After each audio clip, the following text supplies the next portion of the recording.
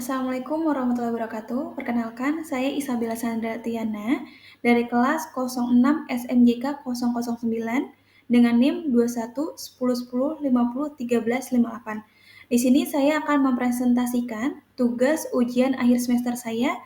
Saya akan mempresentasikan untuk judulnya yaitu kemiskinan dan kesenjangan sosial. Langsung masuk saja ke pembahasan pertama, yaitu pengertian kemiskinan. Kemiskinan adalah suatu kondisi di mana seseorang tidak mampu untuk memenuhi kebutuhan dasarnya seperti pangan, sandang, tempat tinggal, pendidikan, dan kesehatan yang layak. Selanjutnya di sini ada jenis-jenis kemiskinan. Yang pertama itu ada kemiskinan subjektif. Kemiskinan yang terjadi karena persepsi individu bahwa kebutuhannya belum terpenuhi, meskipun secara objektif tidak terlalu miskin. Contohnya seperti pengemis musiman di kota-kota besar.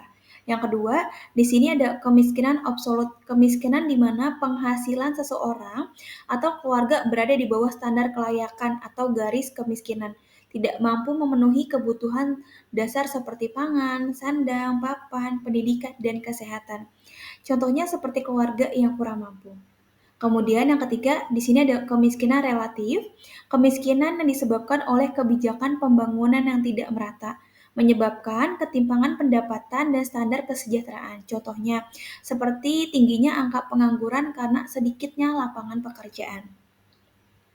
Kemudian yang keempat, di sini ada kemiskinan alamiah.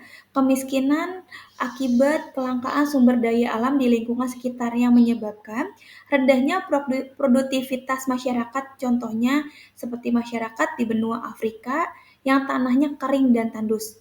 Dan yang terakhir di sini, yang kelima ada kemiskinan kultural, kemiskinan yang disebabkan oleh kebiasaan atau sikap masyarakat yang enggan memperbaiki taraf kehidupan dan tetapi mempertahankan budaya tradisional. Contohnya seperti suku Baduy yang teguh mempertahankan adat, istiadat, dan menolak kemajuan zaman. Dan ada beberapa faktor penyebab kemiskinan. Di antara lain yang pertama ada laju pertumbuhan penduduk, yang kedua ada angkatan kerja, yang ketiga ada tingkat pendidikan yang rendah, yang keempat ada kurang perhatian dari pemerintah.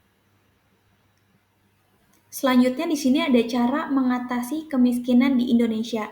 Yang pertama itu menggerakkan sektor UMKM melalui program KUR dan PNPM. Yang kedua ada membuka lapangan kerja, yaitu mengurangi pengangguran. Yang ketiga ada menghapuskan korupsi, memperbaiki layanan masyarakat.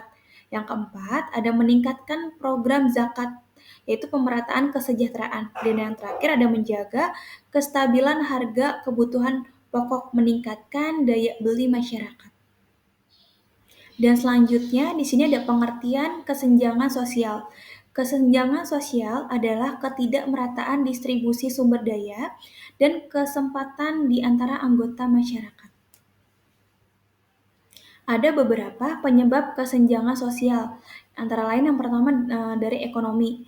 Ekonomi ini ketidaksejahteraan pendapatan, yang kedua ada pendidikan, akses yang tidak merata, kemudian yang ketiga ada kesehatan, pelayanan kesehatan yang tidak merata, kemudian yang terakhir ini ada geografis, perbedaan pembangunan antara daerah.